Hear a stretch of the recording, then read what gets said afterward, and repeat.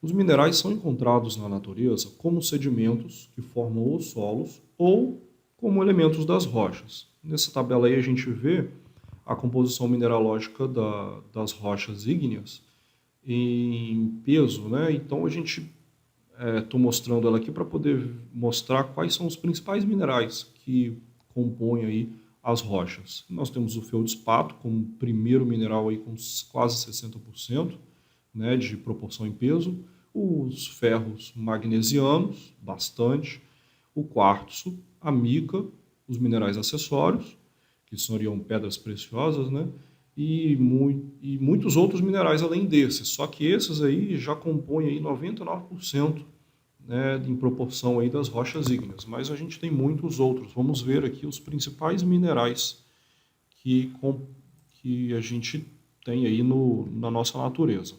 Então o feldspato, ele tem grande importância porque ele é o que mais apresenta aí dentro das nossas rochas. É um grupo, né, de silicatos. A gente tem aí o ortoclásio, a albita e a anortita. Os nomes são bem difíceis de serem falados, né? A gente vai ver outros aí piores. Então o ortoclásio, então todos eles a gente observa aí que é uma composição de alumínio, sílica, né, e oxigênio, né, que duas moléculas aqui de sílica e 8 de oxigênio fazem aqui uma composição e aí junta aqui com potássio, com sódio, né, com cálcio, dependendo do tipo de elemento que ele está junto aí na sua composição, ele vai ter um grupo diferenciado.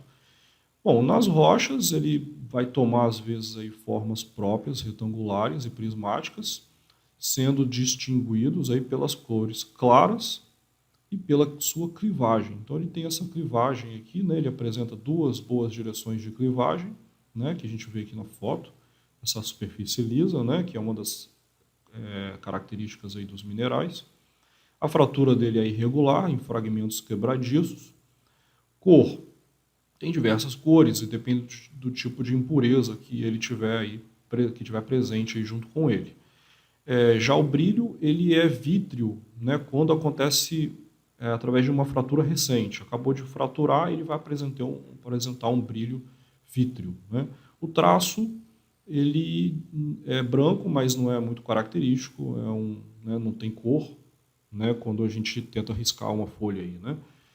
A dureza dele é 6, até alta, a densidade dele também é um pouco alta, né, o ortoclásio já é mais baixa, com 2,54 de densidade, a albita um pouco mais alta, 2,62, e a anortita já bem mais alta, aí, com 2,76. Ele acontece aí em quase todo tipo de rocha, porém é importante destacar que quase raramente em solos.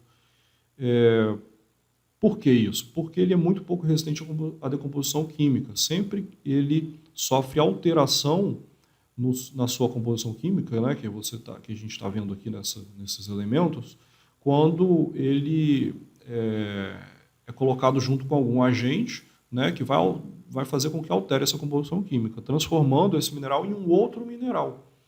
Então isso vai acontecer geralmente quando esse mineral sai da rocha para virar sedimento, e aí ele vai entrar em contato com agentes químicos e ele vai ser transformado em outro mineral, que é um mineral secundário. E aí são diversos tipos de minerais, a gente vai ver, mas é importante dizer que ele quase não aparece nos solos, né, como sedimentos, por causa dessa baixa resistência aí à decomposição química.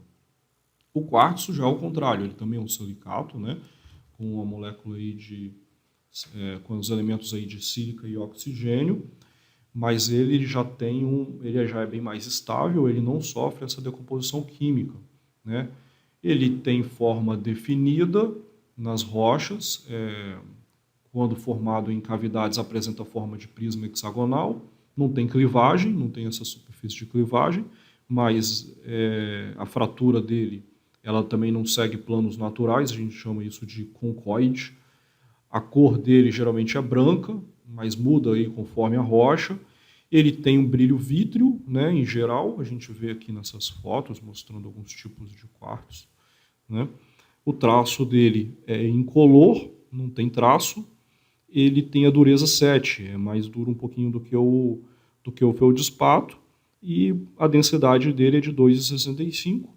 Vai aparecer em quase todo tipo de rocha, mas principalmente aí nos solos arenosos. Como ele não sofre o processo de decomposição química, devido a ser um mineral mais estável, ele acaba constituindo aí os solos através dos sedimentos, né? E ele é o mineral que constitui os solos arenosos, que tem porque ele não fica muito pequeno quando ele sofre aí quando ele se desprende das rochas. A mica é um outro mineral muito importante. A gente tem aí 4 tipos, né? Falando nomes mais simples aí, a mica branca, a mica preta, a mica verde, a mica roxa. Né? Agora falando em nomes mais difíceis de falar, moscovita, biotita, sericita, alepitolita. Né? Então cada um tem a sua composição química. Estou trazendo aí a composição química da mica branca e da mica preta. Né? Então é uma sílica também, você vê aí o elemento da sílica, oxigênio, e alumínio, né? Aqui embaixo também tem, mas aí depois a gente tem as variações, dependendo de qual tipo de mica que a gente estiver falando.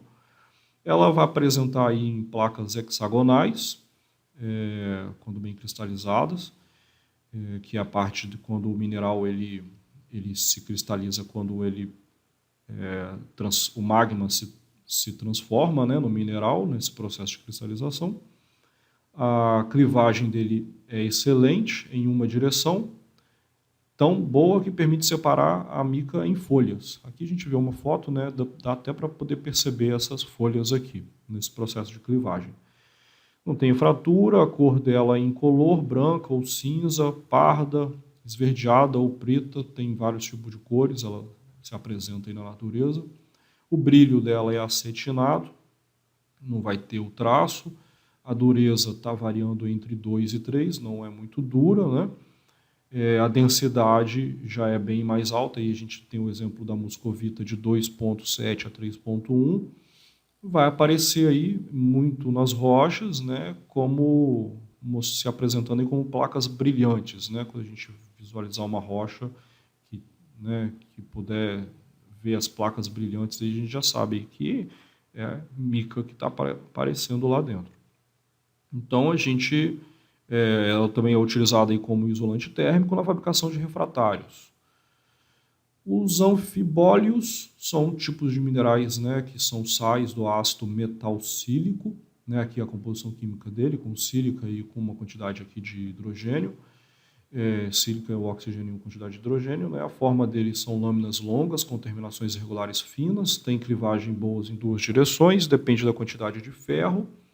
Né, a cor dele depende da quantidade de ferro.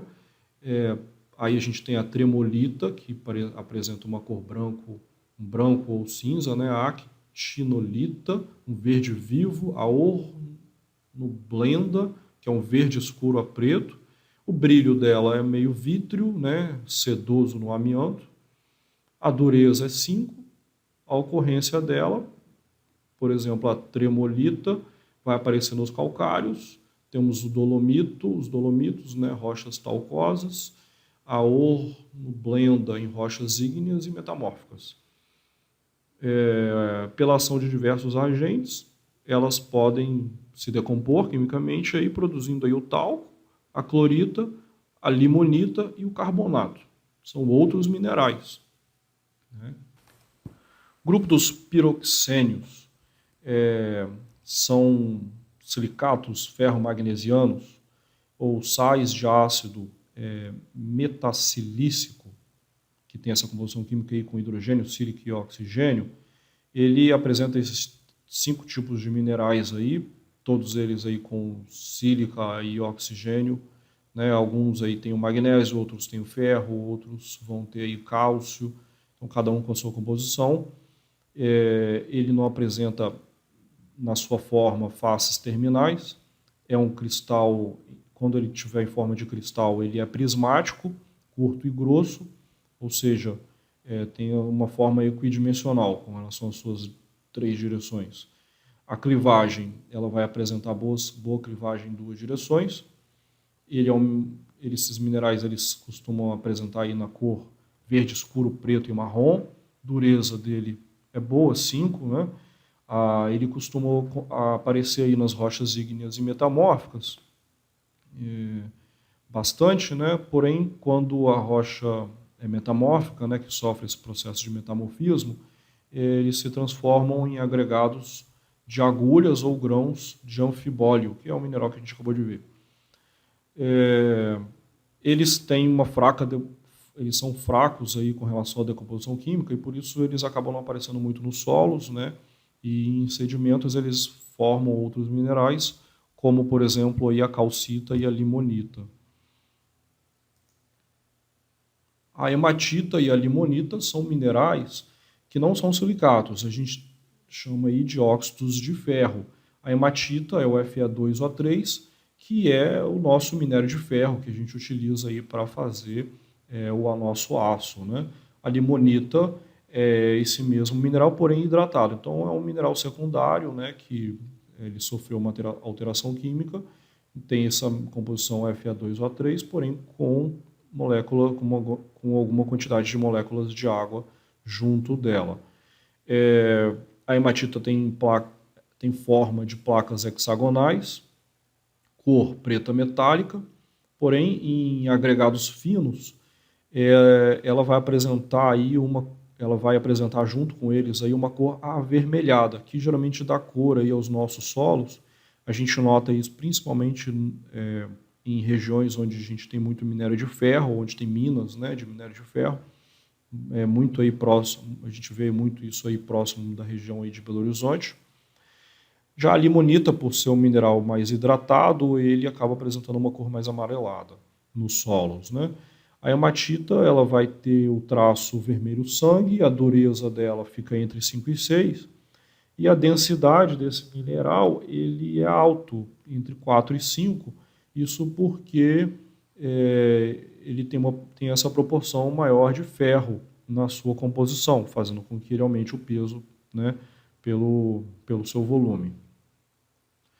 A calcita é um mineral que também é importante, ele não é um silicato, mas ele é um mineral aí que forma os calcários e os mármores. Então, ele tem a importância aí para a indústria, né, e também para o tipo de solo que a gente utiliza.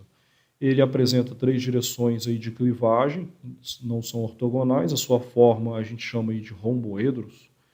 A cor da calcita, ela tem várias cores aí, pode ser incolor, ou branca, cinza, de cinza preta, amarela ou vermelha. E o seu brilho ele vai de vítreo a sedoso. O talco também é um tipo de mineral importante, porque ele é muito utilizado em perfumaria, para pintura e também em cerâmica e em papel, né? Porém, ele é um mineral com dureza a menor de todas, 1, né? Ocorre aí em talcoxisto, né? O tipo de rocha, esteatita e pedra-sabão. Tem essa composição química aí com sílico, oxigênio, magnésio e hidrogênio, né?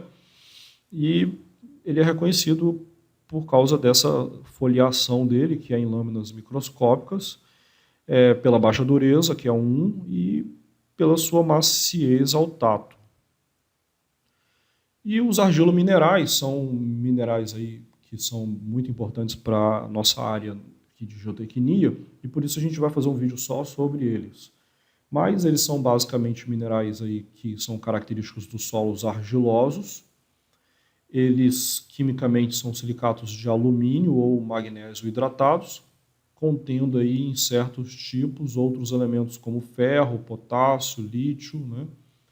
E eles têm diferentes grupos, né? Esses minerais eles têm diferentes composição química e os principais grupos, né, desses minerais são a caulinita, a ilita e a multimilionita.